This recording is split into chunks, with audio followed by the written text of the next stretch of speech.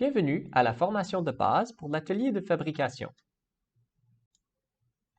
Dans ce laboratoire, vous apprendrez certaines notions de base utiles au travail dans un atelier de fabrication. Ces activités couvriront les étapes nécessaires à la fabrication d'un boîtier en tôle.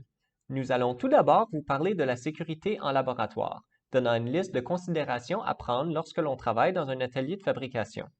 Par la suite, nous allons vous donner un aperçu des outils à main utiles à la planification et la finition de vos travaux, avant de passer à un environnement de réalité augmentée avec une perceuse à colonnes, où nous allons vous apprendre comment tenir vos pièces, votre forêt, comment ajuster la vitesse de votre outil, puis finalement, comment percer votre pièce.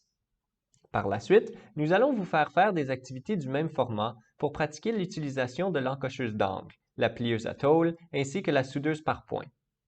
Notez que tout au long et à la fin de ce laboratoire, vous serez évalué sur vos connaissances. Pendant le laboratoire, vous devez écouter attentivement les vidéos et lire les instructions à l'écran. Ces instructions sont une liste des étapes à suivre afin de finir le laboratoire. Le laboratoire a deux clics de base, qui sont le clic de gauche et celui de droite. Les verbes d'action seront colorés dans les instructions pour rendre les étapes plus claires. Finalement, lorsque vous serez dans le laboratoire en personne, assurez-vous de poser au superviseur du laboratoire toute question que vous pourriez avoir avant d'allumer une machine ou de tenter une opération. Si quelque chose ne semble pas correct, c'est probablement le cas. Si vous êtes intéressé, il y a plus d'informations sur les bases de l'atelier de fabrication à la page wiki du CGEC, soit au lien affiché à l'écran. Et bien sûr, n'oubliez pas de vous amuser pendant ce laboratoire.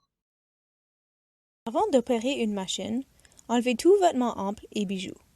Roulez les manches amples ou couvrez-les avec un sarrau. Les cheveux longs doivent être attachés derrière la tête. Des lunettes de sécurité et des chaussures fermées doivent être portées en tout temps.